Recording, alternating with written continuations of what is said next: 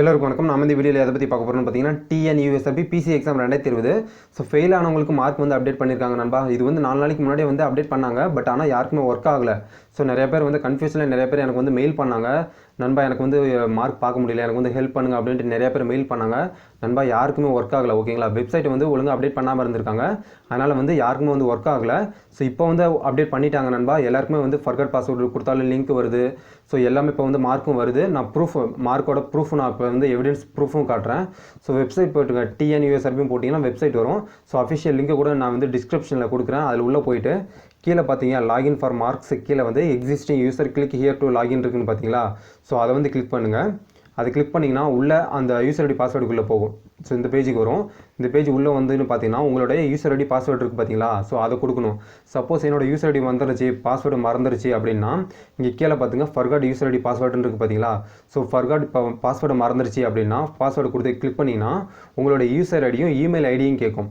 So email ID நீங்கள் எந்த email ID கொடுக்கணும்னு பார்த்தீங்கன்னா நீங்கள் எக்ஸாம் அப்ளை பண்ணும்போது மெயில் ஐடி கொடுத்துருப்பீங்க பார்த்தீங்களா, அந்த மெயில் ஐடியை கொடுக்கணும். அந்த மெயில் ஐடி கொடுத்தா உங்களுக்கு உங்கள் ஃபோனுக்கு வந்து அந்த மெயிலுக்கு பார்த்தீங்கன்னா ஒரு லிங்க் வரும். அந்த லிங்க்கை ஓப்பன் பண்ணிங்கன்னா உங்களுடைய புதிய பாஸ்வேர்டை நீங்கள் வந்து சேஞ்ச் பண்ணிக்கலாம் நண்பா.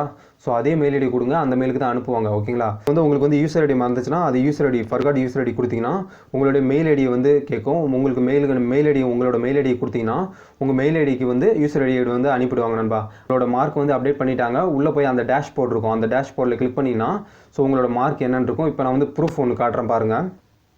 இது பார்த்தீங்கன்னா 2020 கீழே பார்த்தீங்கன்னா எவிடன்ஸ் ப்ரூஃப் வருதுங்க. காமன் ரெக்ரூட்மெண்ட் 2020 கொடுத்துருக்காங்க. ஸோ இந்த டைம் எழுதுனது தான். ஸோ உங்களோட யூசர் ஐடி வரும், உங்களோட பேர் என்னென்னு வரும், உங்களோட டேட் ஆஃப் பர்த் வரும், உங்களோட மொபைல் நம்பர் வரும், உங்களுடைய மெயில் ஐடி வரும், உங்களுடைய ஜெண்டர் ஆனா பெண்ணா அப்படின்ற டீட்டெயில்ஸ் வரும். உங்கள் எழுத்து தேர்வு மதிப்பெண் என்ன அப்படின்னு கொடுத்துருக்காங்க பாருங்கள், 48 மதிப்பெண். So fail. ஸோ அதனால் பார்த்துங்க. ஸோ இது ஒரு நண்பரோடையதை எனக்கு அனுப்பிவிட்டு இருந்தார். ஸோ அதை தான் உங்களுக்கு ப்ரூஃபாக காட்டுறேன். இதே போல் உங்களோட மார்க்கும் வந்து அப்டேட் ஆகிருக்கும் நண்பா. ஸோ அதை போய் செக் பண்ணிங்க. ஸோ உங்களுக்கு வந்து கரெக்டாக அப்டேட் ஆகிருக்கும். ஒரு சிலருக்கு வந்து மார்க் கம்மியாக இருக்கலாம், நீங்கள் நினச்சதை விட மார்க் வந்து கம்மியாக வந்திருக்கலாம். ஸோ அதை கரெக்டாக செக் பண்ணிக்கங்க. அது வந்து நீங்கள் வந்து ஓஎம்ஆர் ஷீட்டில் கூட நீங்கள் ஒரு சில மிஸ்டேக் கூட பண்ணியிருக்கலாம். அதனால் வந்து மார்க் கம்மியாக வரதுக்கான சான்சஸ் கூட இருக்குது. ஸோ செக் பண்ணிவிட்டு கரெக்டாக இருக்கான்னு செக் பண்ணிக்கோங்க நண்பா. ஸோ இப்போ தான் செக் பண்ணியிருக்காங்க. ஸோ பொறுமையாக செக் பண்ணிங்க.